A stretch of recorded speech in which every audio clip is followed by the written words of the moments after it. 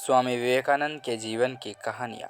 सत्संग का प्रभाव। एक समय स्वामी विवेकानंद ब्रह्म समाज का प्रचार कर रहे थे। एक गांव में पहुंचे तो उस प्रदेश का डाकू भी उनके विख्यात सुनने के लिए आ गया। उसके कई साथी भी दूसरे लोगों के साथ बैठ गए।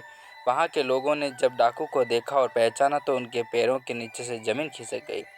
एक एक करके वे उठने लगे। स्वामी जी व्याख्यान दे रहे थे। धीरे धीरे सब लोग चले गए, केवल डाकू और उनके साथी ही रह गए। स्वामी जी भाषण देते रहे। वे कर्म के संबंध में बोल रहे थे और बता रहे थे, जो भी शुभ या अशुभ कार्य तुमने किए हैं उनका फल अवश्य भोगना पड़ेगा। कर्म के फल से बचने का कोई मार्ग नहीं है। दूसरे लोग न देखे, पुलिस न देखे, सरकार न देखे, परंतु याद रखो, एक आँख ऐसी है जो तुम्हें हर समय देख रही है। तुम्हारे हृदय के भीतर जो कुछ होता है उसे भी वह जानती है।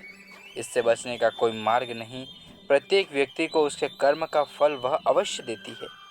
व्याख्यान समाप्त हुआ तो डाकू ने विवेकानंद के पास जाकर कहा, आप कौन हैं? स्वामी जी ने कहा, मैं विवेकानंद हूँ। डाकू ने कहा, मैं एकांत में आपसे कुछ बातें पूछना चाहता हूँ, क्या आपसे मिल सकता है? स्वामी जी ने कहा, अवश्य मिल सकते हो। मैं धर्मशाला में ठहरा हुआ हूँ, वहीं आ जाना। रात्रि के समय डाकू और उसके साथी धर्मशाला में जा पहुँचे। गांव वालों ने समझा कि बड़ी आपत्ति आ गई है। वे लोग बेचारे स्वामी जी को लूटने आए हैं। परंतु डाकू ने हाथ जोड़कर स्वामी जी से कहा, आप जो कह रहे थे कि प्रत्येक कर्म का फल भोगना पड़ता है, तो क्या यह सच है? स्वामी जी बोले, बिल्कुल सच है। डाकू ने पुनः पूछा, क्या इससे बचने का कोई उपाय नहीं है? कि कोई उपाय नहीं है। तो फिर मेरा क्या होगा? मैं तो न जाने कितने वर्षों से डाके डाल रहा हूँ, डाकू बोला।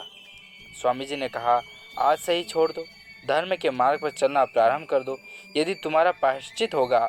स्वामी जी के विचारों को सुनकर डाकू ने तुरंत संकल्प लिया कि वह आज से डाके नहीं डालेगा।